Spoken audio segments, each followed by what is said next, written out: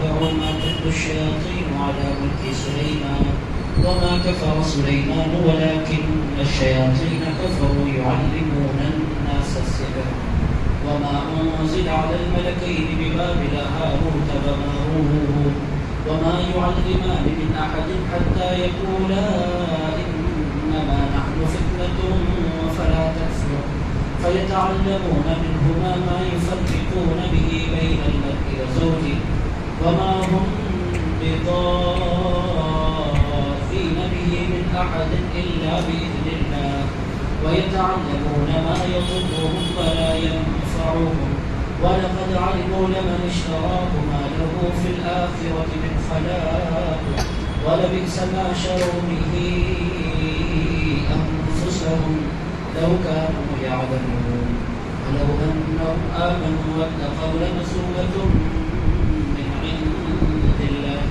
خير لو كانوا يعلمون صدق الله العظيم وبلغنا رسوله النبي الأمين المتين الصادق الكريم ونحن على ذلك لمن الشاهدين والشاكرين الحمد لله رب العالمين. قال الله تبارك وتعالى في شأن حبيبه ونبيه ورسوله إن الله وملائكته يصلون على النبي يا أيها الذين آمنوا صلوا عليه وسلموا تسليما. اللهم صل وسلم وزد وبارك على حبيبك سيدنا وشفيعنا ونبينا ومولانا محمد وعلى آله وصحبه وبارك حاله ومغفر كماله الكريم وبلده الشريف الفوز الأعظم والحمد لله رب العالمين.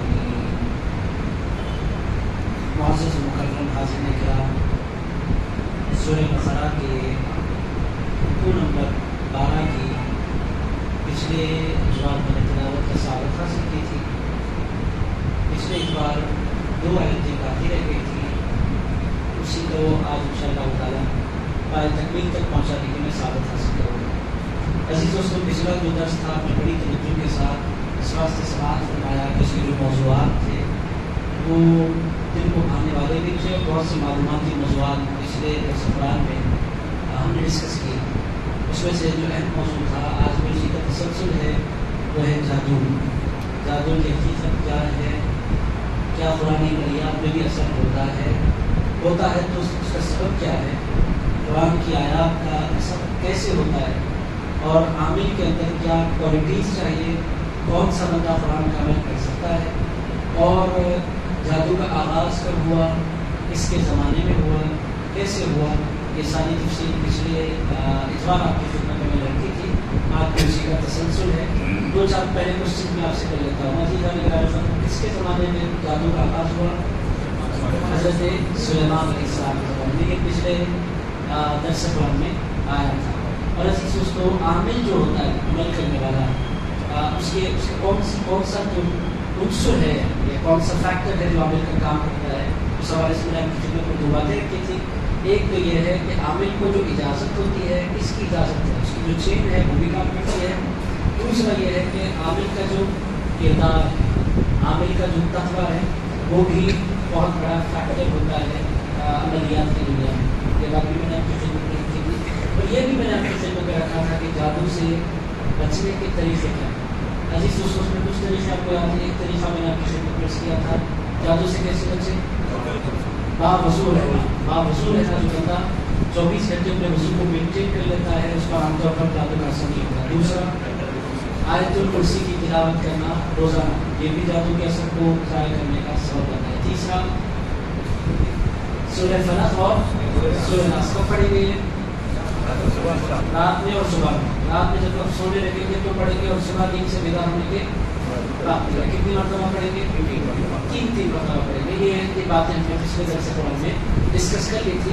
آج آگے بڑھتے ہیں. پھر میں پچھلی آیتوں کو تھوڑا سا دوہرا دیتا ہوں، پھر ہم آج کا درس انشاءاللہ. پوروں کا دل دماغ اس وقت الیکشن میں ہے اور اس کے رزلٹ میں. میں تو نہیں سمجھا کہ لوگ بیٹھیں گے آج درس قرآن میں، کیونکہ سارے کے سارے لوگ اپنے اپنے فونوں پر، اپنے واٹس ایپوں پر اور اپنے گوگل پر حکومت کس کی آ رہی ہے، کس کی سیٹ جا رہی ہے، کون بچنے والا ہے کون جانے والا ہے اسی میں لگے ہوئے ہیں. پھر بھی آپ حضرات تشریف فرمائے, بڑے خوش نصیب لوگ. میں تو نہیں سمجھ رہا تھا کہ لوگ آج آئیں گے یا بیٹھیں گے, مگر الحمدللہ آپ تشریف لائے. بڑی آپ کی محبت ہے اللہ کے کلام کے ساتھ. امتحان میں بیٹھے گا آپ فلم اتنا تو پتہ چل گیا کہ حکومت کس کی تلنگانہ میں بن گئی ہے, تو ہمیں پتہ چل گیا.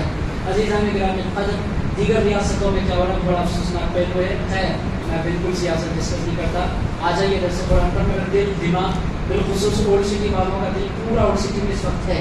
سیٹوں کا کیا ہو رہا ہے, کون آئے گا کون جائے گا. بہرحال میرے دوستوں باتوں میں کہتا ہے, آئیے آج کے درس کی طرف. ہو سکتا ہے آج کا درس تھوڑا سا میں مختصر لوگ, چونکہ سب کا دماغ اسی طرف ہے. الیکشنز میں کیا ہوگا, رزلٹ کیسے آئیں گے, دوبارہ تھوڑا سا مختصر کر لیتے ہیں. دعا لیتے ہیں بہت تیزی سے ہمارا درس انشاءاللہ آج اختتام کو پہنچے گا. پھر دوستوں پچھلے اتوار جو ہے میں نے پڑھی تھی, جو انکمپلیٹ رہ گئی تھی, پھر پڑھ دیتا ہوں. اللہ پاک فرماتے ہیں انہوں نے پیروی کی سلیمان علیہ السلام کے زمانے کے لوگوں نے, اور ان کے بعد کے لوگوں نے پیروی کی. اس کی پیروی کی, انہوں نے فالو کیا. کس کو فالو کیا؟ مَا تَتْلُو الشَّيَاطِينُ, اس کو فالو کیا جس کو شیاطین پڑھا کرتے تھے. شیاطین جو پڑھتے ہیں وہ منتر ہوتے ہیں, ان منتروں میں جادو ہوتا ہے. عزیزان گرامی قدر, اب تو اس سے پتہ کیا چل رہا ہے کہ ہر لفظ کے اندر کوئی نہ کوئی اثر ہوتا ہے. یہ بات والی سمجھ میں آ گئی. جادو کا تعلق بھی زبان سے پڑھے جانے والے منتروں سے, اور عمل نیک عمل کا بھی جو تعلق ہے وہ زبان سے پڑھے جانے والے منتروں سے, کا ذکر سے. پتہ کیا چل رہا ہے کہ اللہ تعالیٰ نے کچھ ایسے الفاظ زمین پر اتارے ہیں کہ اگر ان کو بدنیتی کے ساتھ شیطان کی مدد سے کوئی پڑھتا ہے تو لوگوں کے نقصان کا سبب بنتا ہے. اچھی نیت کے ساتھ لوگوں کو فائدہ پہنچانے کی نیت سے کوئی بندہ اچھے کلمات پڑھتا ہے تو اس کے پیچھے بھی اثر ہوتا ہے. پھر دوستوں ہم تو مسلمان ہیں, اب اگر اس پر بلیو رکھیں تو کیا ہے کی بات. غیر مسلموں کو بھی اس بات پر یقین ہے کہ مسلمان جب مسجد میں نماز پڑھ کے باہر نکلتے ہیں تو مسلمانوں کی زبان پر ایسے کلمات آ جاتے ہیں کہ وہ باہر نکلتے وقت ہمارے بیماروں پر پھونک دیتے ہیں تو اللہ شفا عطا فرماتا ہے. عزیز دوستو, یہ غیر مسلموں کا بلیف ہے. ہمارے ہاں آج کل کے سکندرآباد حیدرآباد میں ٹرینڈ کم ہو رہا ہے. آپ چھوٹے گاؤں چھوٹے قریوں میں جائیں, آج بھی آپ دیکھیں گے کہ لوگ اپنے بچوں کو لے کر, بالخصوص عورتیں اپنے چھوٹے چھوٹے بچوں کو لے کر مسجد کے دروازے پر پلو سر پر اوڑے کھڑی ہو جاتی ہیں آ کر باہر. میں نے دیکھا ہے اپنے کئی جلسوں میں میرا جانا ہوتا ہے تو بہت سے گاؤں میں مجھے دیکھنے کا موقع ہوتا ہے. ایسا ہوتا ہے کہ آج کل یہ ہیٹ ٹریڈ چل رہا ہے, نفرتیں چل رہی ہیں, تو یہ چیزیں کم ہو رہی ہیں. ورنہ جب نفرتیں نہیں تھی تو یہ پورے ہندوستان کا طریقہ تھا. پورے ہندوستان کی ساری مسجدوں کے باہر ہماری ہندو بہنیں اپنے بچوں کو لے کر کھڑی ہوتی تھی. کیوں کھڑی ہوتی تھی؟ ان کا ماننا یہ تھا کہ مسلمان مسجد میں جو کلمات اپنی زبان سے ادا کرتے ہیں, وہ کلمات ادا کرنے کے بعد اگر وہ پھونک دیتے ہیں تو اللہ بیماریاں دور فرما دیتا ہے. عزیزان گرامی قدر, پتہ کیا چل رہا ہے کہ جو اثر ہوتا ہے وہ الفاظ میں ہوتا ہے. عزیزان گرامی قدر, جو اثر ہوتا ہے وہ کلمات میں ہوتا ہے. جو اثر ہوتا ہے اللہ نے بھی وہی فرمایا. اللہ بھی فرماتا ہے کہ کچھ وہ منتر ہیں جن کو شیاطین پڑھتے ہیں اور اس کے ذریعے وہ جادو کرتے ہیں. عزیز دوستوں, جب منتروں میں اثر ہے تو اللہ کے کلام میں اثر کیسے نہیں؟ میرے دوستوں غور کرنے کی بات ہے. عزیزان گرامی قدر, یہ بالکل آپ تھوڑا سا لاجک کو یوز کریں تو بات آپ کے سمجھ میں آ جاتی ہے. جو آپ کو بار بار کہا جاتا ہے روزانہ قرآن پڑھیے, قرآن کی تلاوت کریے, ہم سمجھتے ہیں کہ صرف ثواب ملتا ہے. صرف ثواب نہیں ملتا, قرآن کے ایک ایک لفظ کے ساتھ ایک نور پایا جاتا ہے. آپ اگر سورہ فاتحہ پڑھیں گے تو کم سے کم 100 نور آپ کے قلب کو نصیب ہوگی. آپ اگر ایک پارہ پڑھیں گے تو اندازہ آپ کو نہیں ہوتا, آپ کو اللہ نے واقع نہیں دی کہ ہم دیکھ سکیں. مگر جب بھی آپ قرآن کھول کر تلاوت کرنے لگتے ہیں تو اللہ آپ کے قلب کو نور عطا فرماتا چلا جاتا ہے. ہر لفظ کے ساتھ ایک نور ہے. عزیزان گرامی, آپ جتنی دیر قرآن کی مجلس میں بیٹھیں گے اتنا نور آپ کے قلب کو نصیب ہوگا. اور یہ ایسا نہیں ہے کہ نیک پڑھے تو نصیب ہوتا ہے, بد پڑھے تو نصیب نہیں ہوتا. ایسا نہیں ہے. جو بندہ بھی قرآن پڑھتا ہے اللہ اس کو اپنا نور عطا فرما دیتا ہے. آپ بولیں گے گناہ گار کیوں نور اللہ عطا فرماتا ہے؟ عزیزان گرامی قدر, قرآن پڑھنا یہ انسان کے صرف ارادے سے نہیں ہوتا, قرآن پڑھنے کے لیے اللہ کی توفیق بھی ضروری ہے. دوستو, صرف ارادے سے نہیں ہوتا, ارادہ کرنے سے نہیں ہوتا. ارادے کے ساتھ ساتھ قرآن کی تلاوت کے لیے بالخصوص اللہ کی جانب سے توفیق بھی درکار ہے. جو اللہ گناہگار کو توفیق تلاوت قرآن عطا فرماتا ہے وہی اللہ گناہگار کو قرآن کی نور بھی عطا فرماتا ہے اور قرآن کی برکت بھی عطا فرماتا ہے. تو میرے دوستوں قرآن کی جو ریڈنگ ہے, ریسیٹیشن آف قرآن, تلاوت قرآن, جس کو ہم نے اپنی زندگیوں سے نکال رکھا ہے, ہم بہت بڑی محرومی کا سامنا کر رہے ہیں. ہمارے پاس اللہ تعالیٰ نے بہت بڑا نور قرآن کے الفاظ کی شکل میں اتارا ہے جس کو ہم اگنور کرتے ہیں. ہمارے دل کو پاک کرنے کے لیے آپ کو ہم کو محسوس نہیں ہوتا, اگر جب بھی بندہ قرآن لے کر بیٹھتا ہے, اگر دل کالا ہے تو قرآن اس دل کو دھو دیتا ہے. دل پہلے سے صاف ہے تو قرآن اس دل کو منور فرما دیتا ہے, تجلیات سے قرآن اس دل کو بھر دیتا ہے. اور میرے دوستوں میں آپ کی خدمت پیش کروں, آپ بولیں گے وظیفے بہت ہیں, میں آپ کی خدمت پیش کروں پوری دنیا کے لاکھوں وظیفے مل کر بھی, میں ایمان کی بات آپ کی خدمت پیش کروں, پوری دنیا کے سارے اولیاء کے بتائے ہوئے وظیفے مل کر بھی قرآن کی آیت کے برابر نہیں. کیوں نہیں ہو سکتے آپ بولے مجھے؟ اس واسطے کہ جتنے وظیفے ہیں وہ بندوں کے کلام ہیں اور قرآن مجید اللہ کا کلام. عزیزان گرامی, جتنا فرق اللہ میں اور بندے میں ہے اتنا ہی فرق بندے کے کلام میں اور اللہ کے کلام میں بھی ہے. تو میرے دوستو, آپ کوئی وظیفہ پڑھیں. بعض لوگوں کو شوق ہو گیا میں یہ وظیفہ پڑھوں, وہ وظیفہ پڑھوں, وظیفے بدل کے پڑھوں. بھائی دنیا کا کوئی وظیفہ تلاوت قرآن کے برابر نہیں ہو سکتا. اور تلاوت قرآن, مجھ سے بھی بہت سے نوجوان کانٹیکٹ کرتے ہیں, میں وہ دعا پڑھنا چاہتا ہوں, یہ دعا, ان سے کہتا ہوں پہلا کام آپ یہ کیجیے کہ اپنی روٹین میں پہلے قرآن کو شامل کیجیے. آپ کی زندگی میں روزانہ 5-10 منٹ 15 منٹ اس کے لیے ہونا چاہیے. پہلا کام جو کرنا ہے اپنی زندگی کے روزانہ 24 گھنٹے اللہ نے مجھے دیے, 15 منٹ میں قرآن کو دے دو گا. یہ ذہن بنانا ضروری ہے. آپ جب یہ ذہن بنا لیں گے 15 منٹ میں عام سا پڑھنے والا بندہ بھی پاؤ پارا تو پڑھ لیتا ہے. سلو ریڈنگ بھی کم سے کم پاؤ پارا روزانہ پڑھے. عزیز دوستو یہ لازم, اگر آپ پاؤ پارا بھی پڑھتے ہیں تو 4 مہینے میں آپ کا قرآن ختم ہو جائے. روزانہ کم سے کم روزانہ پڑھے ضرور, اپنی روٹین میں اس کو شامل ضرور کریں. آپ بولیں گے فائدہ کیا؟ قرآن سمجھا رہا ہے. شیاطین جو منتر پڑھتے ہیں اس میں اثر ہوتا ہے, تو رسول اللہ نے جو کلام پڑھا ہے اس میں اثر کیسے نہیں ہوگا؟ آپ ذرا سوچیں, آپ کو غور فرمائیں. ایک وہ کلام ہے جو شیاطین پڑھا کرتے ہیں, ایک وہ کلام ہے جس کی رسول اللہ نے تلاوت فرمائی. حضور روزانہ ڈیلی بیسس پر حضور پاک علیہ الصلوۃ والسلام قرآن مجید پڑھا کرتے تھے. اور اللہ نے خود اپنے حبیب سے فرمایا اتل ما اوحی الیک من الکتاب, اے میرے مصطفیٰ ہم نے کتاب صرف آپ کو اس واسطے نہیں دی کہ آپ لوگوں تک پہنچا دیں. اے میرے حبیب اس کتاب کا پہنچانا بھی آپ کی ذمہ داری ہے اور روزانہ اس کتاب کی تلاوت کرتے رہنا بھی آپ کی ذمہ داری ہے. حضور پاک صلی اللہ علیہ وسلم نے فرمایا بلغ ما انزل الیک من ربک, یہ بھی اللہ کا حکم ہے کہ اے میرے حبیب جو کتاب ہم نے آپ کو دی ہے اس کو لوگوں تک پہنچا دیں. یہ اللہ کا حکم ہے. حضور کا کام کتاب اللہ کا پہنچانا بھی تھا, حضور کا کام کتاب اللہ کی تلاوت کرنا بھی تھا. میرے دوستوں آپ اندازہ لگائیں, جس کتاب کی روزانہ رسول اللہ تلاوت کرے, پھر اگر وہ بندہ اس کی تلاوت کرے تو اللہ اس کے دل کو کتنا نور نہیں عطا فرمائے گا. آپ بات ایک بار ذہن نشین رکھیں, تلاوت قرآن کا بیسیکلی جو فائدہ ہے, یہ واحد دنیا کی کتاب ہے کہ یہ کتاب اپنے پڑھنے والے کو بیک وقت اللہ سے بھی جوڑتی ہے اور بیک وقت رسول اللہ سے بھی جوڑتی ہے, کیونکہ اس کا تعلق قلب مصطفیٰ سے. عزیزان گرامی قدر, کتاب اللہ کا تعلق حضور پاک کے قلب منور سے ہے, قلب مطہر سے ہے. قرآن پڑھنے والے کو اللہ کا نور بھی ملتا ہے, حضور کی عنایات بھی ملا کرتی ہیں, کیونکہ آپ کے دل کا تعلق قرآن کھول کر بیٹھنے کے بعد خاص طور پر حضور کے قلب مبارک سے آپ کے ہمارے قلوب کا تعلق جڑتا ہے. تو بہرحال عزیز دوستو, یہ بیسک باتیں تھیں جو قرآن کی تلاوت کے حوالے سے میں نے آپ کی خدمت میں عرض کی. آپ خود چیک کر لیں, پرسوں نومبر ختم ہوا, دسمبر کی آج 30 تاریخ میں ہے, پورا نومبر کا مہینہ گزرا, ہم نے کتنا قرآن پڑھا؟ اس کا جواب میرے پاس نہیں ہے, اس کا جواب آپ کے پاس ہے. میں نے کتنا قرآن پڑھا؟ 5 پارے پڑھے, 10 پارے پڑھے, 15 پارے پڑھے, ایک قرآن میں نے ختم کیا. میں نے کتنا پڑھا ہے؟ میرے دوستوں یہ آپ کو اپنے آپ سے کرنا ہے, لازمی طور پر کرنا ہے. اور عام بندہ نہیں پڑھے تو کوئی غم نہیں, مگر درس قرآن میں بیٹھنے والا تو ضرور قرآن سے اس کا تعلق ہونا چاہیے, کیونکہ درس قرآن نام بھی قرآن سے جڑ جانے کا ہے. اور درس قرآن کا مطلب یہ ہے کہ ایک ایسا بندہ ہے جو قرآن سمجھنا چاہتا ہے, اور یہ ایک ایسا بندہ ہے جو قرآن کو اپنی زندگی میں شامل کرنا چاہتا ہے. بہرحال عزیز دوستوں, میں بات کو آگے بڑھتا ہوں. اتبعوا ما تتلو الشیاطین علی ملک سلیمان. اللہ پاک فرماتا ہے انہوں نے پیروی کی ان کلمات کی، ان منتروں کی، کلمات بھی اچھا لفظ ہے، ان منتروں کی انہوں نے پیروی کی جو شیطان پڑھا کرتے تھے.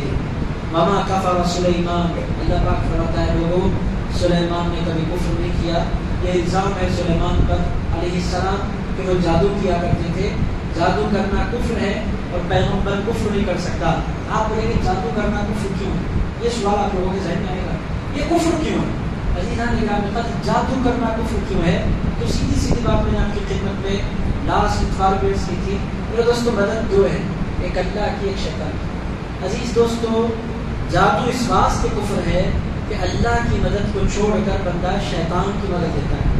اللہ کو ماننے کے بجائے بندہ شیطان کو مانتا ہے. اللہ کی طاقت کو ایکسپٹ کرنے کے بجائے بندہ شیطان کی طاقت کو ایکسپٹ کرنے رکھتا ہے. اللہ کی طاقت کو استعمال کرنے کے بجائے بندہ شیطان کی طاقت کو استعمال کرنا چاہتا ہے. یعنی ایک معنی میں وہ اللہ کے بجائے شیطان کو اپنا معبود بنا لیتا ہے. اور اللہ تعالیٰ فرماتا ہے آپ بڑے میں یہی کام سنی بھی کرتے ہیں، یا علی مدد سنی بولتے ہیں، یا غوث مدد سنی بولتے ہیں، یہ بھی تو اللہ کو چھوڑ کر یہ غیر اللہ کی مدد دے رہے ہیں. عزیزان قدر اللہ کو چھوڑ کر غیر اللہ کی مدد دینا اور ہے، ولی اللہ کی مدد دینا اور ہے. عزیزان قدر ایک یہ غوث الاعظم کے ذریعے اللہ تک جانا، شیر خدا کے ذریعے اللہ تک جانا، رسول اللہ کے ذریعے اللہ تک جانا، یہ تو دی پراپر چینل ہے. عزیزان ایک چینل ہے جو اللہ نے بنا رکھا ہے. آپ اللہ کے غیر کے پاس نہیں جا رہے، اللہ کے محبوب کے پاس جا رہے ہیں. عزیزان محبوب کے پاس جانا اور ہے، مغضوب کے پاس جانا اور ہے، اللہ کے پیارے کے پاس جانا اور ہے، اللہ کے دشمن کے پاس جانا اور ہے. کتنی جماعت ہمارے پاس بن گئی مسلمانوں میں. میں اس بات کو لے کر ان لوگوں نے اللہ کو چھوڑا. بھائی مولا علی کا ماننے والا اللہ کو نہیں چھوڑتا، مولا علی کو پکارنے والا اس نیت سے پکارا کرتا ہے کہ نام ہماری زبان پر علی کا آتا ہے، مدد پروردگار کیا جایا کرتی ہے. چونکہ محبوب خدا کے ہیں، یہ محبوب مصطفیٰ کے ہیں، یہ پیار کے دشمن نہیں ہے اللہ کے، یہ محبوب ہے اللہ کے. غوث الاعظم اللہ کے دشمن کا نام نہیں ہے، اللہ کے محبوب کا نام ہے، اللہ کے پیارے کا نام ہے. تو عزیزان گرامی جنہوں نے کو غیر سمجھا انہوں نے کہا ان سے مدد لینا بھی شرک ہے. جنہوں نے یہ سمجھا یہ اللہ کے غیر نہیں ہے، یہ تو اللہ کے محبوب ہیں، اللہ کے پیارے ہیں، اس کو یوں بھی آپ سمجھ سکتے ہیں کہ عزیزان گرامی قدر آپ کا کوئی معاملہ پیش آ گیا، آپ کے پاس دو طریقے ہیں. یا تو آپ بستی میں پائے جانے والے پہلوانوں سے کانٹیکٹ کریں، اپنا کام کرائیں. دوسرا طریقہ یہ کہ آپ پولیس کے ذریعے اپنا کام، اپنی مدد دیں. عزیزان گرامی قدر پولیس کے ذریعے آپ اگر اپنا کام کرواتے ہیں تو یہ ٹو دی پراپر چینل ہے اور آپ کریمنل نہیں کہلائے جائیں گے. اس کے برخلاف اگر آپ نے کسی پہلوان سے مدد دی یا کسی ڈان سے مدد دی تو عزیز دوستو آپ حکومت کی نگاہ میں باغی قرار دیے جائیں گے. مدد دونوں کے دونوں کسی نہ کسی سے دے رہے ہیں، مگر ایک جو پراپر چینل جا رہا ہے، دوسرا انلیگل ہے. تو بالکل روحانی دنیا میں بھی مدد دو قسم کی ہے. ایک اللہ کے محبوبوں سے مدد دینا، یہ پراپر چینل ہے. عزیزان گرامی رسول اللہ سے صحابہ نے مدد دی اور پھر پوری دنیا کے اولیاء میں حضرت پیران پیر سے مدد دی. اور یہ کیوں نہیں؟ اس واسطے کہ ایک پراپر چینل ہے جو اللہ نے بنایا ہے. آپ بولیں گے ان میں اور ان میں فرق ہے. بڑا بیسک ایک فرق ہے. جو شیطان کی جانب سے جو مدد کرنے والا ہوتا ہے وہ کبھی انشاءاللہ نہیں بولتا، انشاءاللہ نہیں بولتا. اور اللہ کی طرف سے جو مدد کرنے والے ہیں ان کا طریقہ کیا ہے؟ وہ یہ بولتے ہیں میرا کام دعا کرنا ہے، فیصلہ تو اللہ کے ہاتھ ہے. عزیزان گرامی قدر بڑے بڑے محبوبوں کی بات بھی کبھی اللہ نہیں مانتا، چونکہ وہ اللہ ہے. اللہ کہتے ہی اس کو ہیں جو جب چاہے جس کی چاہے قبول فرماتا ہے، جس کی چاہے. ایسا ہوتا ہے دنیا میں کہ کسی کا کام کسی اللہ کے بہت بڑے ولی کے پاس جانے کے بعد بھی نہیں بنا. کیوں نہیں بنا؟ وہ جواب دیں گے بھائی یہ ہمارے ہاتھ میں نہیں ہے، ہم تک پہنچنا تمہارا کام تھا، تمہاری بات اپنی محبوبیت کا وسیلہ دے کر اللہ تک پہنچانا ہمارا کام ہے. مگر اللہ مجبور نہیں ہے، اللہ اپنی مرضی کا مالک ہے. وہ فضل فرما دے تو اس کا کر، اگر وہ کوئی چیز نہیں دینا چاہے اس کی اپنی مرضی. چونکہ مولا ہے، چونکہ وہ مالک ہے. بطور مثال عبداللہ بن ابی، آپ جانتے ہیں منافقین کا سردار، حضور تشریف لے گئے، حضرت فاروق اعظم نے فرمایا یا رسول اللہ آپ مت جائیں، حضور آپ اس کی نماز جنازہ مت پڑھائیں. رسول اللہ نے فرمایا وہ منافق ہے اگر اس کا بیٹا صحابی ہے، اس سے بہت پیار کرتا ہے، اور اس کا دل کیسے ٹوٹے، مجھے تو جانا پڑے گا. حضور تشریف لے گئے، نماز پڑھی عبداللہ بن ابی کی. نماز پڑھ کے حضور باہر نکلے، اللہ تعالیٰ نے فرمایا اے میرے حبیب آپ نے ایک مرتبہ مغفرت مانگی ہے، اگر آپ اس کے لیے 70 مرتبہ بھی مغفرت مانگتے ہیں اس کو نہیں پہنچتے۔ اللہ تعالیٰ نے فرمایا ان تغفر لهم 70 مرة، ارشاد فرما ہے اے میرے حبیب اگر آپ اس کے لیے 70 مرتبہ مغفرت مانگیں میں اس کو نہیں بخشوں گا۔ آپ بولیں حضور کی بات کو اللہ نے ٹالا؟ اللہ تعالیٰ فرماتا ہے میرے حبیب ایک طرف تیری بات ہے، دوسری طرف تیری ذات ہے، جو تیری ذات کو تکلیف پہنچائے تو اس کے حق میں تیری بات کیسے قبول فرماؤں؟ تیری بات سے بھی مجھے پیار ہے میرے مصطفیٰ، مگر تیری بات سے بڑھ کر مجھے تیری ذات سے پیار ہے۔ جو تیری ذات کا دشمن ہے، جو تیرا دشمن ہے، جو تیرے مشن کا دشمن ہے، جو تیرے پیغام کا دشمن ہے، جو تجھے ایذا پہنچانا چاہتا ہے، میرے حبیب اگر 70 مرتبہ بھی تو اس کی مغفرت کی دعا مانگے میں اس کی مغفرت فرمانے والا نہیں ہوں، یہ اللہ ہے۔ عزیزان گرامی بس اتنی بات میں آپ کی خدمت پیش کروں، پراپر چینل والے جو ہوتے ہیں وہ اللہ کو مجبور نہیں مانتے، وہ کبھی یہ نہیں کہتے 100% میرے پاس کام ہو جائے گا، کبھی نہیں بولتے، وہ اللہ کی بارگاہ میں التجا کرتے ہیں، دعائیں کرتے ہیں، روتے ہیں اللہ کی بارگاہ میں، گڑ گڑاتے ہیں اللہ کی بارگاہ میں، 100% کی بات کبھی نہیں کرتے۔ حضرت سلیمان کی مثال آپ کی خدمت میں رکھی، نکاح فرمایا حضرت سلیمان نے دوستوں کی محفل، چاہنے والوں کی محفل۔ حضرت سلیمان علیہ السلام سے کسی نے پوچھا اے سلیمان علیہ السلام اولاد کب ہوگی؟ دوست نے قریبی لوگ ارشاد فرمایا 1 سال میں دیکھنا میرے پاس بچہ ہو۔ حضرت سلیمان فزیکلی بہت فٹ تھے، مینٹلی بہت فٹ تھے، ان کو یقین تھا کہ مجھے اولاد ہو کر رہے گی، میں نکاح کروں اور اولاد نہ ہو، ایسے کیسے ہو سکتا ہے؟ کیونکہ میرے پاس کیریکٹر ہے، میرے پاس اللہ کی جانب سے صحت ہے، اللہ کا فضل، میں پیغمبر ہوں، مجھے اولاد نہیں ہوگی تو کس کو ہوگی؟ آئندہ سال 100% مجھے اولاد ہوگی۔ 1 سال گزر گیا، لوگوں نے کہا اے سلیمان اولاد کے بارے میں کیا ہوا؟ نہیں ہو رہی اولاد۔ اللہ کی بارگاہ میں سرگزشت جو ہے مولا میں تیرا پیغمبر اور میں نے لوگوں کے درمیان کہا تو میری زبان کی راز نہیں رکھی۔ اللہ پاک نے فرمایا لا تقولن لشیء فاعل ذلك غدا الا ان یشاء اللہ۔ سلیمان تو نے یہ تو کہہ دیا کہ یہ ہوگا، مگر تو یہ کہنا بھول گیا کہ انشاءاللہ اللہ چاہا تو ہوگا۔ تو نے جو انشاءاللہ نہیں کہا، اس واسطے میں نے اولاد نہیں عطا فرمائی۔ اللہ کے جو نیک بندے ہوتے ہیں وہ کبھی بھی کوئی کام اپنی ذمہ داری پر نہیں کرتے، اللہ کے اسم پر وہ کام چھوڑ دیا کرتے ہیں۔ وہ کہتے ہیں کہ دعا کرنا میری ذمہ داری ہے، کام بنانا اللہ کے حوالے۔ عزیز اس یہ فرق ہے۔ اور دوسرے جو جھوٹے بابا ہوتے ہیں، شیطانی کالے جادو کرنے والے، 100% 100%، یہ بڑا دھوکا ہوتا ہے، 100% کوئی گارنٹی نہیں دے سکتا۔ بات آگے بڑھائیں۔ اللہ تعالیٰ نے فرمایا وما کفر سلیمان، سلیمان نے کفر نہیں کیا، ولکن الشیاطین کفروا، لیکن شیاطین نے کفر کیا، یعلمون الناس السحر، وہ لوگوں کو جادو سکھایا کرتے تھے۔ عزیز دوستوں جادو سیکھنا، جادو سکھانا یہ کیا ہے؟ کفر۔ یہ کیا ہے؟ یہ کیا ہے؟ جادوگر سے مدد لینا کیا ہے؟ کفر ہے۔ کسی کا کاروبار بند کروانے کے لیے نیمبو لینا کفر ہے، اور مرچیاں لینا کفر ہے۔ یہ جو لا کر روڈوں پر ڈال دیتے ہیں یہ کفر ہے۔ میرے دوست ہم سمجھتے ہیں کہ اس کا کاروبار بیٹھ گیا، میرا کاروبار چل گیا۔ بھائی تم نے کمائے ہوں گے روزانہ کے 1 لاکھ 30 لاکھ ماہانہ بھی اگر تم نے کما لیے، یہ جو دولت ہے ایمان کی، یہ بیچ کر 30 لاکھ نہیں 30 کروڑ بھی اگر بندہ روزانہ کمائے نقصان میں۔ اور عزیز دوستو مر جائیں مگر کسی ایسے بندے کے پاس نہیں جائیں جس کے بارے میں آپ کو پتا نہیں۔ ہمارے حیدرآباد میں لوگ کہاں چلے جاتے ہیں۔ عزیز دوستو حیدرآباد میں 2 ایسے مقامات بھی مجھے معلوم ہے، پھول کی دکان کا مجھے معلوم ہے، عزیزان گرامی قدر پھول کی دکان پر بیٹھا ایڈریس نہیں دیتا، مجھے اس کے کاروبار کو بیچارے کو نقصان پہنچانا نہیں ہے۔ عزیز دوستو 2 مقامات میں سے جانتا ہوں، 3-6 ان پڑھ پینٹ شرٹ پر بیٹھا ہوا ایک بندہ پھول کی دکان پر، ایک عورت بچے کو لے کر جا رہی ہے، کیا ہوا؟ بچہ رو رہا ہے، پھول دیتا ہوں شفا ہو جائے گی۔ اب ایک عورت آئی اور عورتوں کا نیٹ ورک جو کام کرتا ہے وہ BBC بھی کام نہیں کر سکتا، NDTV بھی ناکام ہے ان کے مقابلے میں۔ عزیزان گرامی دیکھتے دیکھتے بات پھیل گئی۔ اب روزانہ صبح سے لے کر شام تک دکان پھول کی ہے، پھول کم بیچ رہا ہے پر اگر پھول رہا زیادہ ہے، اس پر لائنیں لگی ہیں، بیچارے پڑھے لکھے علماء بیٹھے ہوئے ہیں، عامل حضرات خانقاہوں میں مشائخ حضرات بیٹھے ہوئے ہیں، ان کے پاس کوئی پبلک نہیں، بیچارے رات رات پر قرآن پڑھ کر لوگوں کو پڑھ کر گھومنا چاہتے ہیں، کوئی ہے ہی نہیں ان کے پاس۔ اور پھول والا 200 کے پھول دو، 250 کے پھول دو، پھول کا ہار دو، آؤ میرے پاس میں پڑھ کر گھومتا ہوں۔ اور ایسی پاگل قوم لائنیں لگا کر کھڑی ہے، اور آپ لوگوں کو پتا ہے ایک بندے کے پڑھ کر گھومنے کے لیے 100 روپئے وہ لیتا ہے، اور ایک دن میں کم سے کم 100 بندے، یعنی پھول سے وہ جتنا نہیں کماتا ہوگا پڑھ کر گھوم کر کما رہا ہے۔ اتوار آ گیا تو 200-300 بندے، 30,000 کا آدمی ہو گیا، اتوار آ گیا تو خوشی ہے اس کی، جشن کا دن ہے جس دن اتوار آ جائے۔ عزیز دوستوں لوگ لائنیں لگا کر کھڑے ہیں۔ پہلی مرتبہ نے دیکھا بھائی لائنیں کیوں لگی ہیں؟ کہنے لگے نہیں وہ بہت بڑے پھول والے ہیں.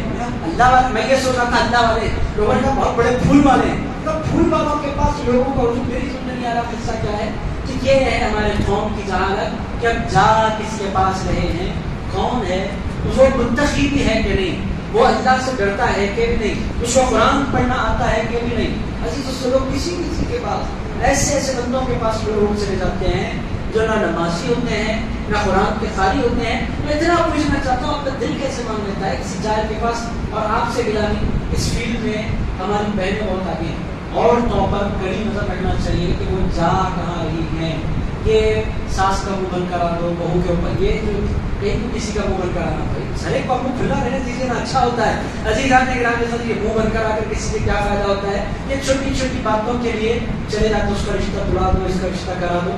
یہ نہیں ہونا چاہیے. بندے کو اللہ والوں سے رضا ہی ضرورت پڑتا ہے. بعض مرتبہ بہت سے لوگ کہتے ہیں نہیں کسی کی ضرورت نہیں پڑتی, ایسا نہیں ہے. عزیزان گرامی کے ساتھ بہت سے مسائل میں روحانی مدد کی انسان کو ضرورت پڑتی ہے, یقینی طور پر پڑتی ہے. اللہ والوں کی زبان سے نکلے ہوئے کلمات میں اگر وہ کچھ نہ بھی دے, اللہ والا اگر ہے وہ بول دے تو اللہ اس کی زبان کی لاگت لیا کرتا ہے. عزیزان گرامی ایسا میں نے زندگی میں کئی مرتبہ دیکھا کہ اللہ والوں کے پاس اثرات ہوتے ہیں. بہرحال آگے بڑھتے ہیں. وما انزل علی الملکین, اللہ پاک کا مطلب نہیں نازل کیا اللہ تعالیٰ نے جو کچھ نازل کیا دو فرشتوں پر بابل کے شہر میں, ہاروت اور ماروت, دونوں کے نام کیا تھے؟ ہاروت اور ماروت دونوں کے نام تھے. اب ان فرشتوں کے بارے میں تفصیل میں نے آپ کی خدمت میں عرض کر دی ہے. یہ بات بھی میں نے آپ کی خدمت میں رکھ دی کہ کوئی جھوٹا واقعہ ان کے بارے میں مت گڑیے, یہ بھی میں نے آپ کی خدمت میں رکھا. تیزی سے آج کا درس ختم کرتے. وما یعلمان, جب لوگ ان کے پاس جادو سیکھنے کے لیے آتے تھے تو وہ نہیں سکھاتے تھے من احد, کسی کو بھی جادو نہیں سکھاتے تھے. حتی یقولا, یہاں تک کہ وہ فرشتے کہتے تھے اپنے پاس آنے والوں کو انما نحن فتنہ, وہ کہتے تھے لوگوں ہم آزمائش کے طور پر دنیا میں اتارے گئے ہیں. انما نحن فتنہ, ہم فتنہ ہے کا مطلب کیا؟ ہمارے پاس اردو کا جو فتنہ ہے بڑا خطرناک ہے. وہ آدمی فتنہ ہے کا مطلب لڑاکو, ایسا لڑانے والا, لوگوں کے درمیان فساد برپا کرنے والا ہمارے پاس فتنہ ہے. عربی کا فتنہ اور ہے. عربی میں قرآن میں اللہ نے فرمایا انما اموالکم اولادکم فتنہ. اللہ پاک فرماتا ہے لوگوں تمہارا پورا مال فتنہ ہے اور تمہارے جتنے بچے ہیں فتنہ ہے. آپ بولے بچے فتنہ ہے, بہت بڑی بات ہے. عزیزان گرامی فتنے کا مطلب عربی میں الگ ہے, اردو میں الگ ہے. بچہ اگر فتنہ ہے تو اس کو گود میں نہیں بٹھائیں گے, فتنے چلے جاؤ گیا. عزیزان گرامی آپ کی اپنی بیٹی اللہ ہمارے جو فتنہ ہے, عزیز دوستوں اردو کا فتنہ نہیں ہے. آپ اگر اردو کا فتنہ بنا دیں گے تو پھر بیٹی سے پیار کرنے والا نفرت کر رہے ہیں, یہ تو فتنہ آ رہی ہے, وہ فتنہ آ رہا ہے. عزیزان گرامی اولاد فتنہ ہے کا مطلب اولاد آزمائش ہے. آزمائش کس معاملے میں کہ بہت سی مرتبہ اولاد کی خوشیوں کے لیے انسان حرام ذریعوں سے مال کمانا شروع کر دیتا ہے. اس معنی میں فتنہ ہے. اولاد کی خاطر انسان بہت سی مرتبہ جو سورسز اپنانے رکھتا ہے, جن سورسز کی طرف اس کو دیکھنا بھی کیوں کماتا ہے, ان کے لیے تو اس کے پاس ہوتا ہے بچوں کے فیوچر کے لیے, بچوں کے مستقبل کے لیے. بہت سی مرتبہ انسان حرام ذریعوں کی طرف جاتے ہیں, اسی لیے اللہ نے فرمایا وہ فتنہ ہے. ایک مقام پر تو اللہ رب العزت نے یہاں تک فرمایا کہ اے لوگوں تمہاری بیویاں اور تمہارے بچے عدو لکم, تمہارے دشمن ہیں. عزیز یہ تو قرآن مجید میں ہے کہ تمہاری بیویاں اور تمہارے بچے فتنہ, تمہاری بیویاں اور اولادکم عدو لکم فاحذروہم. اللہ پاک فرماتے ہیں تمہارے دشمن ہیں, تمہارا مال, تمہاری بیویاں, تمہارے بچے تمہارے دشمن ہیں. فاحذروہم, ان سے بچو. اس کا مطلب کیا ہے؟ بیوی کے ساتھ گھر کو جا کر اے میری دشمن, آپ یہ بولیں گے. عزیزان گرامی خبر آپ وہ بیچاری بولیں گے میں نے کیا کیا ہے جو اچانک مجھے دشمن کے نام سے یاد کیا جا رہا ہے. یہ کس معنی میں دشمن ہے؟ وہ بیوی آپ کے لیے دشمن ہے جو آپ کو اللہ کی عبادت سے غافل کر دیتی ہے. وہ اولاد آپ کی دشمن ہے جو آپ کو مسجد سے دور کر دیتی ہے. اس معنی میں دشمن. اگر کوئی اللہ سے قریب کر رہی ہے بیوی تو دشمن نہیں ہے, وہ تو اللہ کی جانب سے آپ کا ایک انعام ہے. آپ بڑی بیویاں بھی اللہ سے دور کرتی ہیں, جو بیوی دنیا دار ہوتی ہے اس کا اثر ہوتا ہے, جو شوہر دنیا دار ہوتا ہے اس کا بیوی پر 100% اثر ہوتا ہے. نیک بیویوں کا شوہروں پر اور شوہروں کا بیویوں پر, چونکہ مسلسل ایک دوسرے کے ساتھ رہتے ہیں تو ان کا اثر ضرور انسانی شخصیت پر ہوتا ہے. تو آپ کی بات سنیں, یہاں فرشتوں نے بھی کہا انما نحن فتنہ, ہم تمہارے لیے فتنہ ہیں. فتنہ ہے کا مطلب کیا؟ آزمائش. فتنہ ہے کا مطلب کیا؟ فتنہ ہے کا مطلب کیا؟ اردو کا فتنہ فسادی، اردو کا فتنہ عربی کا فتنہ. تو جس کا جو مطلب ہے اس کو اس نے مطلب دیکھنے میں خلطی ہے. اردو کو عربی میں، عربی کو اردو میں نہیں ملانا چاہیے. اس واسطے کہتے ہیں کہ قرآن سمجھنے کے لیے بھی عربی زبان کا تھوڑا بہت جاننا انسان کے لیے ضروری ہے، ورنہ گڑبڑ ہو جائے گی. آپ جا کر بیوی کو بولیں گے دشمن، بچے کو بولیں گے دشمن، وہ بولیں گے ارے ہم تو آپ سے بڑی محبت کرنے والے ہیں، اچانک یہ دشمن کا لقب کیوں دیا جا رہا ہے. بہرحال آگے بڑھیں. تو فرشتے کیا کہتے تھے جب بھی کوئی بندہ ان کے پاس علم سیکھنے کے لیے آتا تھا؟ سوال یہ پیدا ہوتا ہے کیا فرشتوں کو دیکھا جا سکتا ہے؟ فرشتے تو غیب ہے. یہ ہے فرشتے غیب ہیں، مگر اللہ تعالیٰ نے بطور آزمائش فرشتوں کو اتارا تھا اور فرشتوں کو لوگوں نے دیکھا تھا.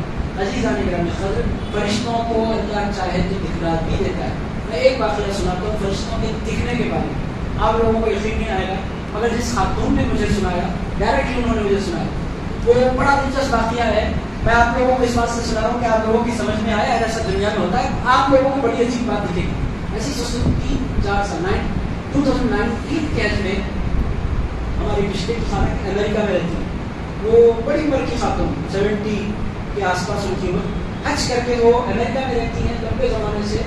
حج کر کے وہ ہندوستان تو ان خالہ تھی، تو ہماری والدہ نے فرمایا آپ جا کر ان سے ملیں، میری بہن ہوتی ہے رشتے کی. تو میں نے ٹائم نکالا اور بات ان کے پاس پہنچا. پہلی مرتبہ زندگی میں ان سے ملاقات ہوئی تھی. میں نے ان تک دیکھا نہیں تھا. بہرحال اس خالہ سے ہماری ملاقات ہوئی. میں نے حج کی آواز مجھے عجیب بات انہوں نے مجھے سنائی، وہ میں آپ کو سناتا ہوں. بڑی حیرتناک بات. فرشتے دکھتے ہیں، کبھی کبھی دکھتے بھی ہیں. بڑی حیرتناک بات میں آپ کو سنا رہا ہوں. آپ بھی پریشان ہو جائیں گے، ایسا بھی دنیا میں ہوتا ہے. وہ کہتی ہیں کہ میں نے ان سے پوچھا آپ کا حج کیسے رہا؟ میں نے کہا بہت اچھا رہا، اللہ کا فضل، اللہ کے مہمان. میں نے کہا بڑی عمر کی تھی اور آپ کے ساتھ میری خدمت گزار ملی. میرے بیٹے کو چھٹی نہیں ملی تھی جاب پر سے، ارادہ میرا ہو گیا تھا، میں نے کیا نہیں تھا، پہنچ گئی میں حج کرنے کے لیے. بہرحال میں نے سے پوچھا کوئی عجیب بات آپ نے حج میں دیکھی؟ کہنے لگے انتہائی عجیب بات، آپ کو میں سناؤں گی تو آپ بھی یقین کریں. میں نے کہا کیا ہوا؟ کہنے لگی طواف ودا تھا. حج میں جو طواف ہوتا ہے آخری، وہ جو ہوتا ہے اس میں پورے حجاج ایک ساتھ کعبے میں جمع ہو جاتے ہیں. تو صحن بڑھ جاتا ہے، مطاف بڑھ جاتا ہے، مسجد بڑھ جاتی ہے. فرسٹ فلور پر سے تھرڈ فلور پر سے ہر طرف سے طواف ہو رہا ہوتا ہے. بڑے بڑے پیمانے کے لوگ. یہ فرماتی ہیں کہ میں ایک اور بوڑھی خاتون کے ساتھ حرم میں ہم نے داخل ہونے کی کوشش کی تو وہاں کی سیکورٹی نے کہا مطاف بھر چکا ہے، مسجد میں کوئی اسپیس نہیں ہے، آپ کے پاس ایک ہی راستہ بچا ہے کہ اوپر کے فلور پر چلے جائیں، 5ویں فلور پر سب سے اوپر سے، وہاں سے آپ طواف کر سکتے ہیں. فرسٹ فلور پر بھی کوئی جگہ نہیں جانے کی، دروازے بند ہے، اوپر چلے جائیں. یہ دونوں بوڑھیاں اوپر چلی گئی. وہاں جانے کے بعد اب ان لوگوں نے کہا کل ہمیں مکہ چھوڑ کر مدینہ جانا ہے، 20 دن ہو گئے، اب یہ آخری طواف ہے، ہم بوڑھے پھر آئیں گے نہیں آئیں گے نہیں پتا. یہ دونوں کے دونوں. اور پہلی بات یہ ہے کہ اتنا لمبا طواف ہم کہاں کر پائیں گے؟ اتنا لمبا طواف، نیچے کا طواف آسانی سے بھی ہوتا ہے، مطاف میں کا طواف اور سمپل بھی ہوتا ہے اور کعبے کو چھوڑنے کا موقع بھی ہوتا ہے. جانے والے ہیں کاش ایسا ہوتا کہ ہم نیچے سے طواف کرتے. وہ کہتی ہے ہم دونوں یہ باتیں کرتے کرتے طواف شروع کرنے کو نیچے اللہ کو تلاش کرتے ہیں.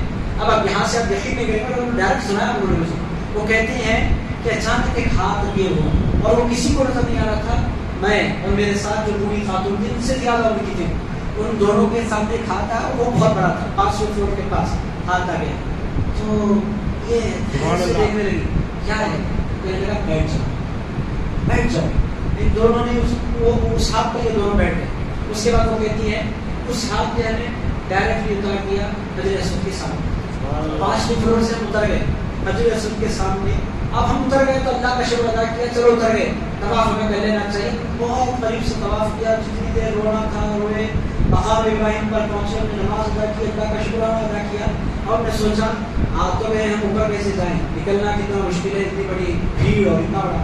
پھر حجر اسود کے آس پاس، مقام ابراہیم کے آس پاس پھر ہاتھ کیا ہوا. تو کہتے ہیں اس نے کہا پھر بیٹھ جاؤ. ہم بیٹھ گئے.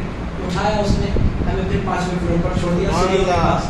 ہم سیڑھیاں اتر کر وہ کہتی ہیں میں نے ان سے پوچھا آپ کیا فیل کر رہی ہیں، وہ تھا کون؟ انہوں نے کہا اس کو اس کا سر کہاں تھا ہمیں تو نہیں معلوم، ہاتھ اتنا بڑا تھا کہ 5ویں فلور سے وہ نیچے بھی آ رہا تھا اوپر بھی جا رہا تھا. میرا ماننا یہ ہے وہ کوئی اور نہیں تھا، وہ ایک فرشتہ تھا. عزیزان قدر فرشتے کبھی کبھی لوگوں کو دکھ بھی جاتے ہیں. یہ بات سمجھانے کے لیے میں نے آپ کی خدمت پیش کیا. اب یہ بات ہر ایک کو بول بھی نہیں سکتے. اس وقت تو میرا دل نہیں مان رہا تھا، اور جو ان کے سنانے کا انداز تھا میں نے کہا اللہ کے لیے کوئی چیز عجیب نہیں ہے ناممکن نہیں ہے کہ کسی فرشتے کو اپنی بندیوں کی خدمت کے لیے بھیج دے. وہ اللہ وہ بھیجنے پر قدرت رکھتا ہے تو فرشتے کبھی کبھی نظر بھی آ سکتے ہیں. یہ بات. اور حضرت جبریل امین علیہ السلام تو ہر سال بڑی پابندی سے ہر سال ملاقات فرماتے ہیں آپ سے مجھ سے ہم تمام سے. آپ مجھے تو یاد نہیں ہے کہاں حضرت جبریل آتے ہیں. عزیز دوستو حضرت جبریل امین ہر شب قدر کو مغرب سے اتر جاتے ہیں تو فجر تک پوری دنیا کا دورہ کرتے ہیں اور ہر نماز پڑھنے والے سے, ہر قرآن پڑھنے والے سے, ہر دعا کرنے والے سے, ہر ذکر کرنے والے سے, ہر مسجد میں اعتکاف کرنے والے سے حضرت جبریل امین علیہ السلام ملاقات فرمایا کرتے ہیں. یہ الگ بات ہے کہ ہم فیل نہیں کرتے, ہمیں معلوم نہیں ہوتا. اگر جبریل امین علیہ السلام تنزل الملائکۃ والروح, اللہ پاک فرماتا ہے لوگوں جب بھی شب قدر آتی ہے جبریل بھی آسمان سے اترتے ہیں اور لاکھوں فرشتے بھی زمین پر اتر جایا کرتے ہیں. میرے دوستوں باتیں بہت ادھر ادھر پھیل رہی ہیں. آ جاتے ہیں درس قرآن پر. یہ بات تو آپ کو ذہن نشین ہو گئی کہ فرشتے کبھی کبھی لکھا کرتے ہیں مگر عام طور پر فرشتوں کو ہم دیکھ نہیں سکتے. یہ بات ہے. بار بار آپ دیکھنے لگ گئے تو پھر سمجھ جانا آگے دن جانے کے. عزیزان کرام آپ بار بار بولے مجھے فرشتہ نظر آ رہا ہے تو سمجھ لیجیے کہ تیاری ہے. نہیں دکھتے فرشتے. اور عزیزان کرام دکھ بھی جائیں تو پھر اس وقت عام طور پر فرشتے دکھتے ہیں کہ انسان کو بولنے کی صلاحیت نہیں رہتی. عام طور پر فائدہ یہی ہے. ہاں احمد اللہ حضرت پیران پیر غوث العظم دستگیر تولیہ کی جماعت میں ایسی گزرے ہیں. حضرت پیران پیر غوث العظم دستگیر سے کسی نے پوچھا کبھی آپ نے فرشتوں کو دیکھا ہے؟ حضرت پیران پیر نے فرمایا فرشتوں کو میں صرف دیکھتا نہیں ہوں, میں فرشتوں کو مرید بنایا کرتا ہوں. عزیزان گرامی ہزار فرشتے غوث پاک کی خدمت میں محض اس نیت سے حاضر ہوتے تھے کہ غوث پاک کے مرید ہو کر ان کے سلسلے کی برکت حاصل فرمائیں. حضرت پیران پیر فرماتے ہیں لوگوں جنوں کے کچھ پیر ہیں, فرشتوں کے کچھ پیر ہیں, انسانوں کے کچھ پیر ہیں. انا شیخ الکل, ارشاد فرماتے ہیں میں ساروں کا پیر ہوں. میری ذات میں اللہ تعالیٰ نے ایسی صلاحیت رکھی ہے کہ جن بھی میرے مرید ہیں, انسان بھی میرے مرید ہیں, فرشتے بھی میرے مرید ہیں. بہرحال عزیز دوست درس آگے بڑھاتی ہے.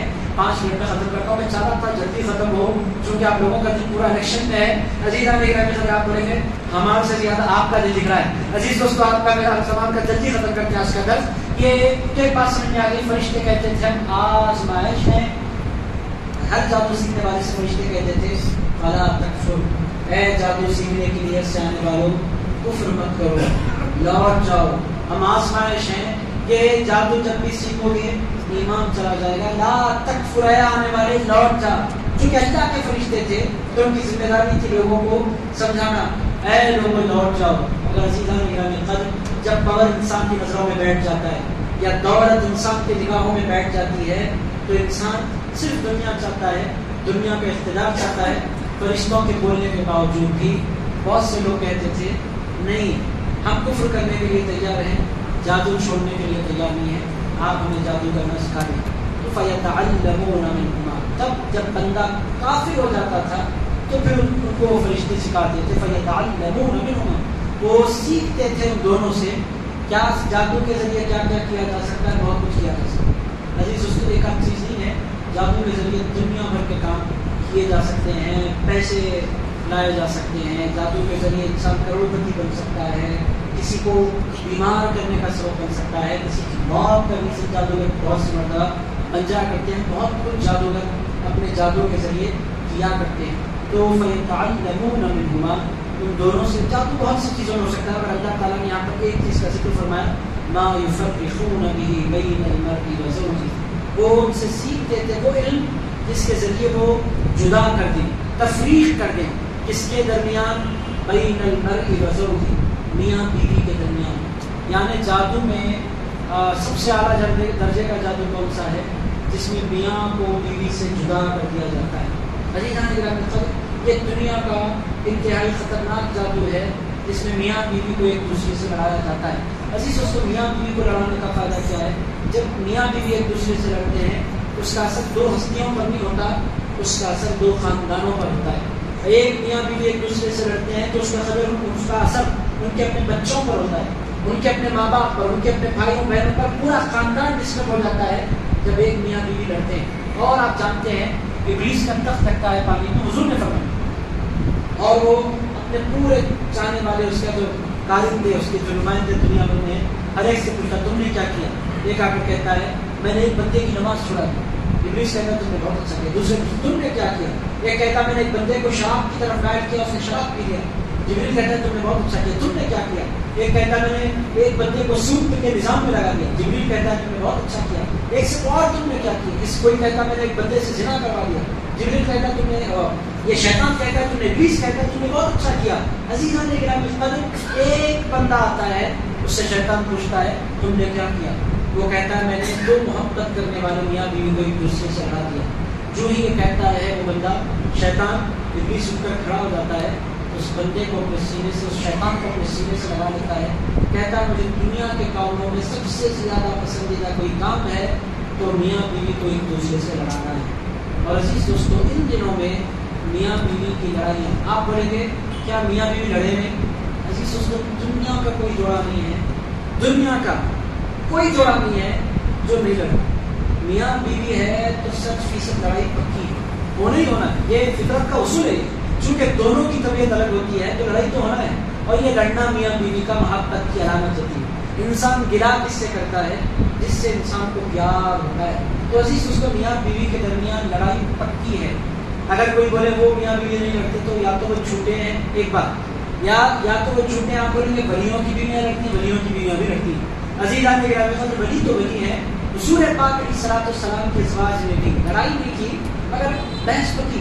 رسول اللہ علیہ السلام سے پوری سورۃ تحریم اللہ نے نازل فرمائی. آپ لوگوں کو معلوم آئندہ آئے گا جب کل سے قرآن میں رہیں گے. حضور کی ازواج نے بھی حضور پاک علیہ الصلوۃ والسلام سے کچھ معاملات ادب کے دائرے میں رہتے ہوئے اختلاف کیا. پھر اللہ تعالیٰ نے وارننگ دے دی, اے میرے حبیب, اگر دوسری مرتبہ بھی آپ کو سمجھ فاروق اعظم نے کہا تھا اے میرے حبیب, اے میرے سرکار, آپ ڈسٹرب معلوم ہوتے حضور بات کیا؟ دو گروپ میری بیویوں نے بنا لیے ہیں, ایک گروپ میں 5, ایک گروپ میں 4, اور زبردست لڑائیاں دونوں کے درمیان جاری ہیں. وہ کیا کروں؟ حضرت فاروق اعظم نے فرمایا تھا یا رسول اللہ, ان کو بھی چھوڑو, ان کو بھی چھوڑے. ان طلقکن, سرکار طلاق دے دے, ان یبدلہ ازواجا خیرا منکن مسلمات مؤمنات قانتات تائبات عابدات سائحات سیبات وابکارا. سرکار آپ سب کو چھوڑ دیں, پھر اللہ نئی بیوی آپ کو عطا فرما دے گا. حضرت فاروق اعظم چونکہ حضور سے بات پیار کرتے تھے تو اللہ تعالیٰ کو یہ جملہ اتنا پسند آیا, اللہ نے حضرت فاروق اعظم کو قرآن بنا کر اتار دی. قرآن میں آیا تھا, اس سے پتا کیا چل رہا ہے کہ بیویاں لڑتی ہیں. اگر عزیز اس کو لڑنے میں بھی انسان کو کچھ اصول پر قائم رہنا چاہیے. وہ اصول کیا ہے؟ لڑنے میں گالی کا استعمال نہیں کرنا چاہیے.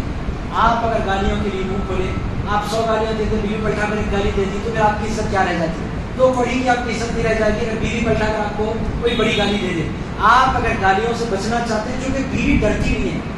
آپ دنیا کا گاواں پہلوان ہو, بیوی اس سے نہیں ڈرتی, بیوی ایک ڈرنے والا کچھ ہے نہیں. تو عزیزان گرامی, اگر آپ کا طریقہ کیا ہے, لڑائی اگر ہو تو اس میں ایک ذمہ داری یہ ہے کہ آپ مینٹین کریں, اپنی زبان کو کنٹرول کر کے بات کریں.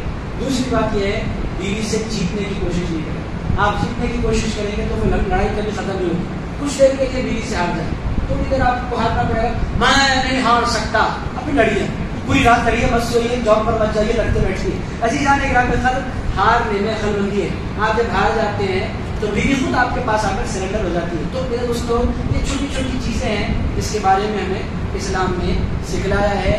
بہرحال عزیز دوستوں, وقت ہوا چاہتا ہے یہ آیت مبارکہ اور اس کے بعد والی آیت انشاءاللہ اس مضامین ہے.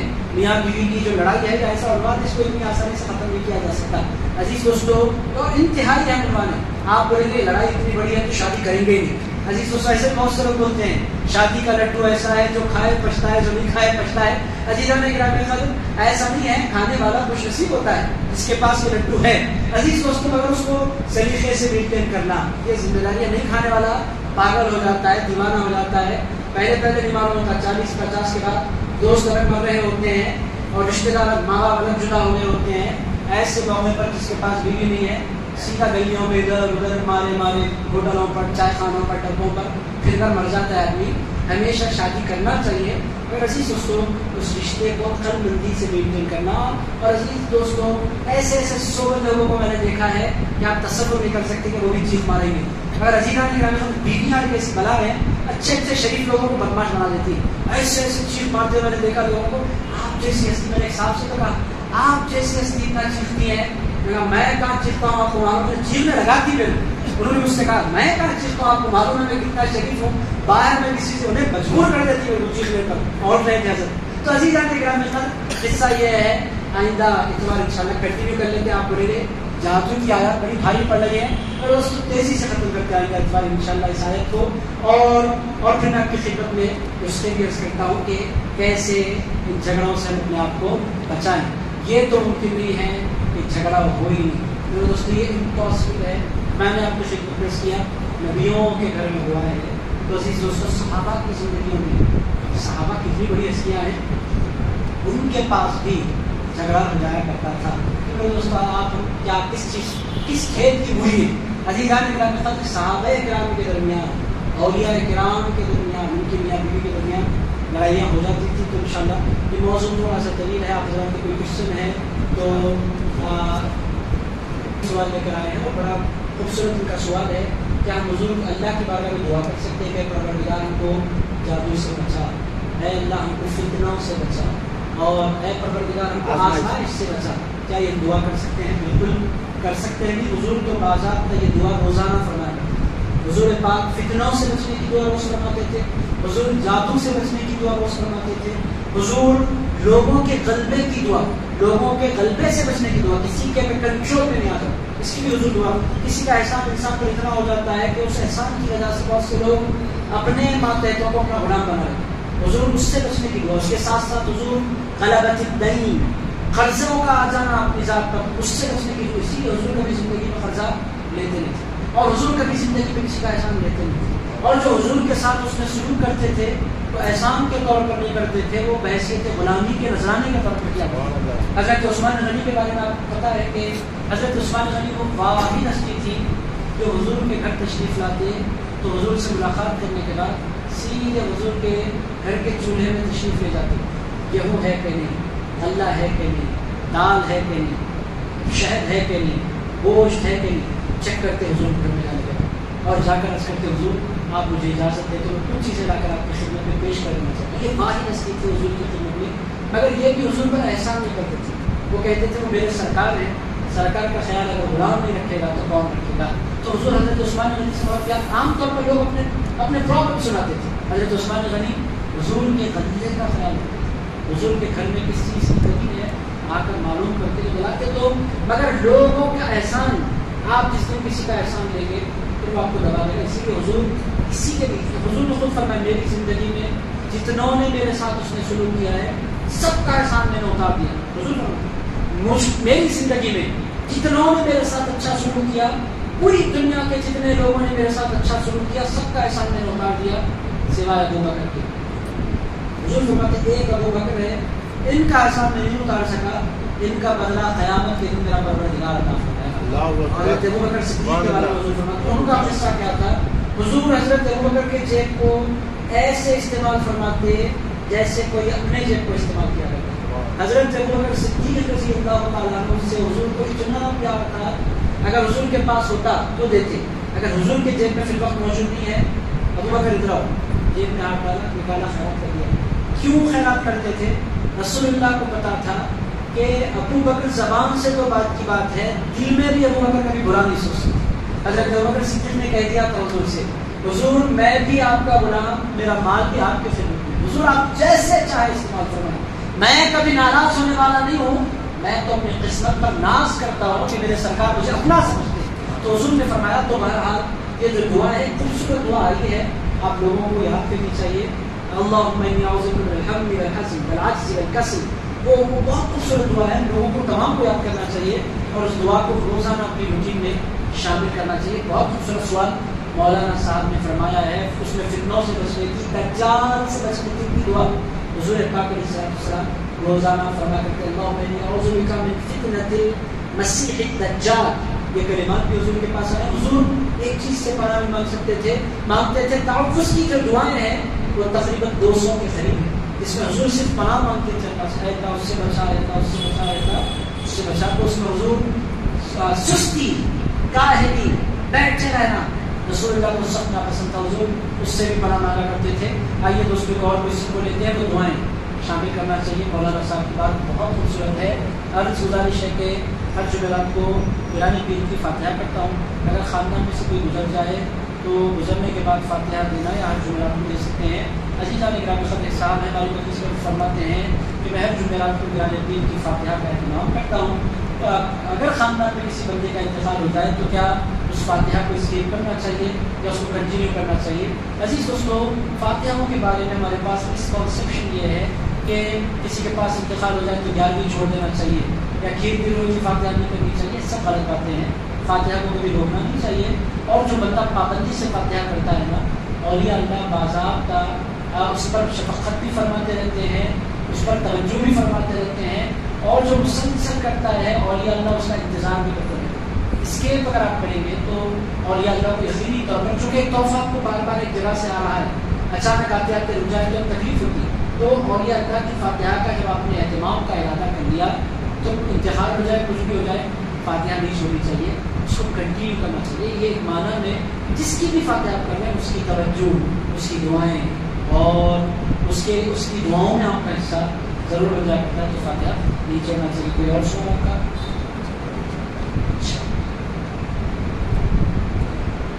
اچھا، یہ بہت کامن کوشچن ہے. زیارت کی فاتحہ پیر اور چاشنبے کو پڑھ سکتے ہیں یا نہیں؟ عزیز دوستو، فاتحہ ایصال ثواب ہے. قرآن پڑھنا ہے اور اس کا ثواب کسی بندے کو پہنچانا ہے. قرآن کسی بھی دن پڑھا جا سکتا ہے، اس کا ثواب کسی بھی دن پہنچایا جا سکتا ہے. عجیب عجیب مسئلے لوگ وہ چاہے اگر 4 شنبے کو آ جائے تو ایک دن بڑھا دینا چاہیے. ایک صاحب نے مجھ سے کہا 3 دن لگانا ہے بیٹے. مطلب کون سے 3 دن کم لگانا ہے بھائی؟ یہ تو کسی کتاب میں نہیں ہے. 2 دن کم کر دینا ہے، 40 سے 40 نہیں ملنا. یہ عجیب عجیب مسئلے حیدرآباد میں کون کریٹ کرتے ہیں مجھے نہیں معلوم. اس کے ماہرین کہاں سے پیدا ہوتے ہیں. ایک صاحب نے مجھ سے کہا کہ وہ چننے سے پہلے وہ فاتحہ کرنا نہیں. بھائی یہ کچھ بھی نہیں ہے. یہ سارے کے سارے گڈیاں نکالتی ہیں مسئلے، اور یہ گڈیاں اس میں ماہر بھی ہوتی ہیں. عزیزان گرامی، یہ علماء سے مسائل کا کچھ بھی لینا دینا نہیں ہے. یہ گڈیوں کو کہاں سے ملتے ہیں یہ مسئلے ان کو معلوم. وہ اتنے ماہر ہوتے ہیں ایسے مسئلوں میں، یہ مسئلے میں ایسا کرنا ہے. بھائی کون سی کتاب میں لکھا ہے، کہاں لکھا ہے؟ تو یہ عجیب عجیب مسئلے نکالے جاتے ہیں. مسئلوں کا کبھی غور مت فرمائیے. چاہے لوگ آپ ہفتے کے جس دن چاہے کر سکتے ہیں. یہ غلط ہے. 4 شنبے کو نہیں کر سکتے. وہ فلاں تاریخ کو انتقال ہو جائے، ہفتے کے دن چہلم آ گیا تو 3 دن کم کر دینا، 2 دن بڑھا دینا. کچھ بھی نہیں ہے بھائی ایسا. پیر کو کریے، منگل کو کریے، 4 شنبے کو کریے، جس دن چاہے آپ کریے. چونکہ فاتحہ ہے، قرآن پڑھا جاتا ہے، قرآن ہر دن پڑھا جا سکتا ہے اور ایصال ثواب ہر دن کیا جا سکتا ہے. تو یہ بات میں سمجھتا ہوں آپ جتنے در سے قرآن میں بیٹھے ہیں ان مسائل کو یا تو سیریس لیجیے نہیں، اور اگر کوئی آپ کے سامنے اس طرح کی باتیں کرے تو اس کی مذمت کیجیے. آپ بھائی آپ غلط بات کر رہے ہیں. شریعت میں اس کی کوئی بات نہیں پائی جاتی. پوروں کی ذمہ داری آپ نے مولانا صاحب کو دے رکھی ہے.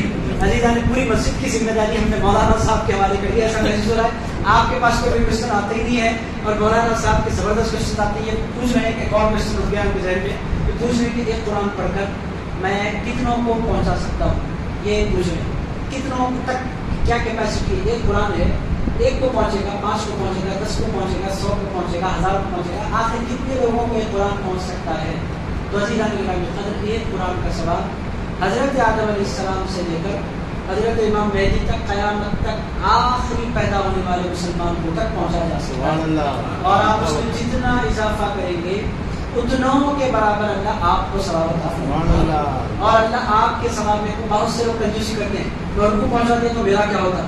عزیزان گرامی قدر، اللہ پڑھنے والے کو پیسے معلوم رکھے گا.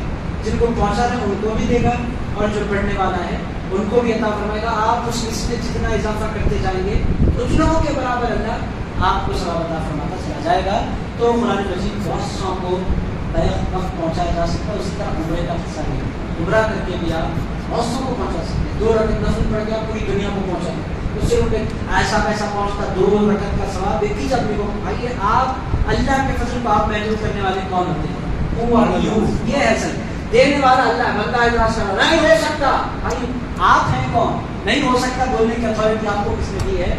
جب اللہ نے اجازت دے دی ہے کہ ثواب پہنچایا جا سکتا ہے تو پہنچایا جا سکتا ہے. بعض ہمارے بھائی ہیں وہ کہتے ہیں کسی کا ثواب کوئی کسی کو پہنچا ہی نہیں سکتا، ثواب صرف اسی کو پہنچتا ہے جو بندہ نیکی کرتا ہے. مگر یہ بات سراسر غلط ہے.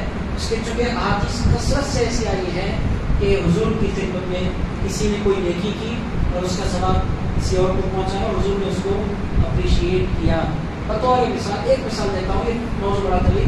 رسول اللہ نے ایک دمبا ذبح کیا اپنی جانب سے، ایک دمبا حضور نے ذبح فرمایا پوری امت کی جانب سے، سبحان اللہ۔ اور ہر سال حضور 2 قربانیاں کرتے تھے، ایک اپنی طرف سے ایک امت کی طرف سے۔ آخری قربانی جب حضور نے فرمائی، حضرت علی شیخ خدا کو بلا کر فرمایا، اے علی آئندہ سال سے تمہیں 2 دمبے قربان کرنے، ایک اپنی جانب سے ایک میری امت کی جانب سے، یہ تمہاری ذمہ داری۔ تو عزیز دوستو، حضور نے ایک دمبے میں پوری امت کو اس کا ثواب بانٹا۔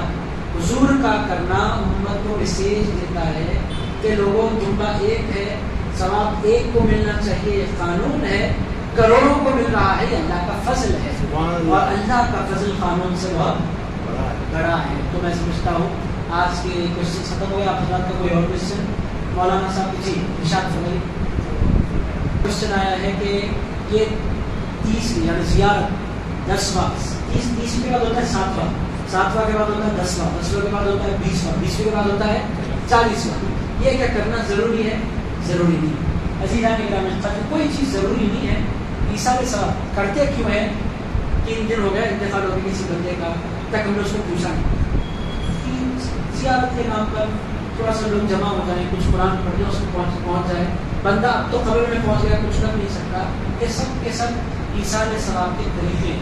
اگر آپ کی جیب میں پیسہ نہیں، ہمارے یونیورسٹی میں بہت سے لوگ چہلم کے لیے قرضہ کر لیں، 1-1 لاکھ روپے کی دعوت، 2-2 لاکھ روپے کی دعوت کی جائے، ہمارے شادی خانے لیتے ہیں، اور آپ کے پاس ہے 1 کروڑ کے آپ آدمی ہیں، 1 لاکھ کا آپ کر رہے ہیں، سوکے آپ اپنے باپ کے ایصال ثواب کے لیے کر رہے ہیں، 1 لاکھ روپے آپ خرچ رہے ہیں، سوکے۔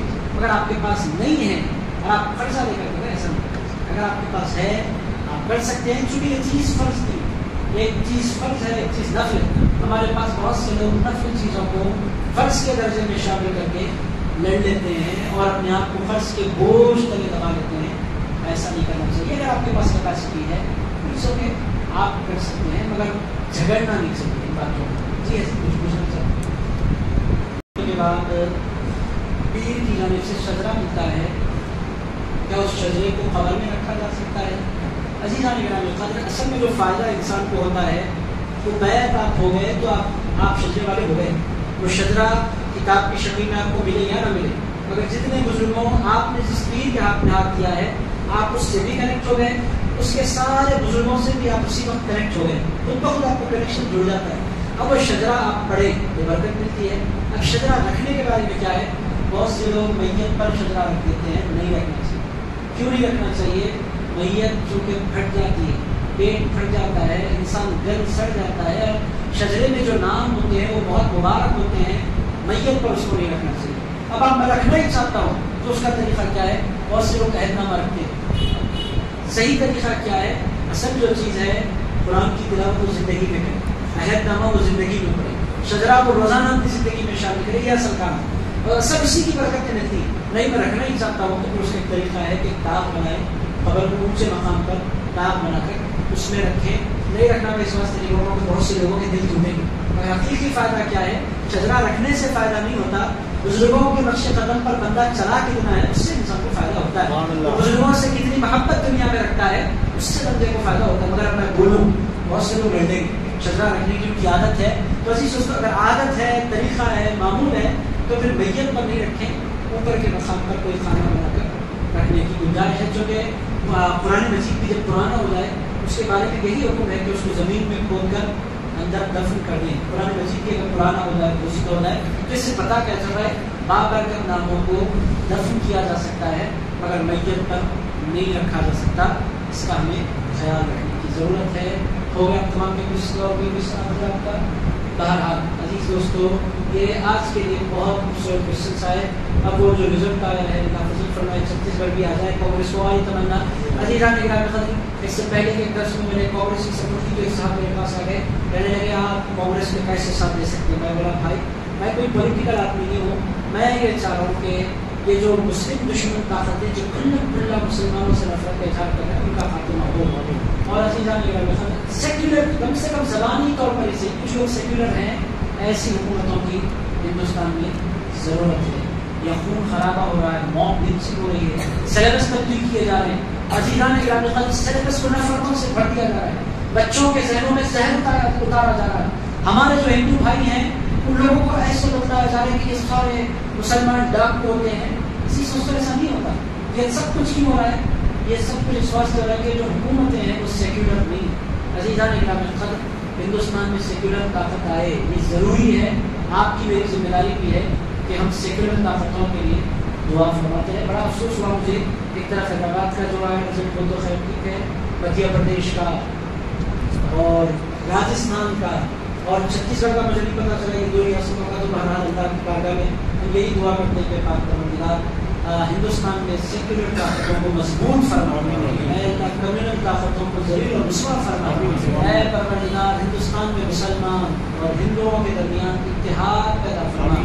اے اللہ نفرتوں کا ہندوستان میں خاتمہ فرما. اے اللہ جو ہندوستان میں نفرت پھیلانا چاہتے ہیں مولا ان کو ذلیل اور رسوا فرما. اور اے پروردگار جو ہندوستان میں ترقی چاہتے ہیں، یکجہتی چاہتے ہیں، اتحاد چاہتے ہیں، مولا ایسی طاقتوں کو مضبوط فرما. اے پاک پروردگار ہمارے تلنگانہ کو اے اللہ ترقیوں سے ہمکنار فرما. اے اللہ فسادات سے بچا. اے پروردگار ہم تمام کی ریاست کو خوب ترقی عطا فرما. اے پروردگار ہم تمام کو قرآن پر عمل کرنے والا بنا. اے اللہ روزانہ ہم تمام کو تیری پناہ مانگنے والا بنا. اے اللہ ہم تمام کو اپنی پناہ عطا فرما. اے اللہ ہم تیری بارگاہ میں جادو سے پناہ مانگتے ہیں. مولا ہم تمام کو جادو سے محفوظ فرما، جادو کے بد اثرات سے محفوظ فرما. اے پاک پروردگار ہم تمام کو سستی سے بچا. اے پروردگار ہم تمام کو قرض کے بوجھ سے بچا. اے پروردگار ہم کو پوری زندگی میں کسی بھی انسان کے پرسنل احسان سے بچا. اے پروردگار ہم تمام کو محض اپنے فضل سے مالا مال فرما. اے اللہ زندگی بھر ہم کو اپنا بنائے. اے پروردگار دنیا میں کسی انسان کے احسان سے ہماری حفاظت فرما. اے پروردگار برکت والا رزق عطا فرما، عزت والی زندگی عطا فرما، قرآن پڑھنے کی توفیق عطا فرما. اے پاک پروردگار قرآن کو ہماری زندگی میں شامل فرما. اے اللہ روزانہ کی ہماری روٹین میں قرآن کو داخل فرما. اے اللہ ہماری زندگیوں کے 30 35 40 سال جو قرآن سے غفلت میں گزر گئے، بڑا غفلتوں کو معاف فرما دے. اے اللہ جو زندگی بچی ہوئی ہے مولا اس میں روزانہ قرآن مجید پڑھنے کی توفیق عطا فرما. اے پاک پروردگار فلسطین کے مسلمانوں پر رحمت کا نزول فرما. اے اللہ فلسطین کی حفاظت فرما، مسجد اقصی کی حفاظت فرما، یہودیوں کو ذلیل فرما. اے اللہ ان کے ناپاک ارادوں کو اے پروردگار ناکام بنا دے. اے اللہ مسلمانوں کو عزت عطا فرما، وقار عطا فرما. اے اللہ اچھی زندگی عطا فرما. صلی اللہ تعالی علی خیر خلقہ والعرش سیدنا و حبیبنا و مولانا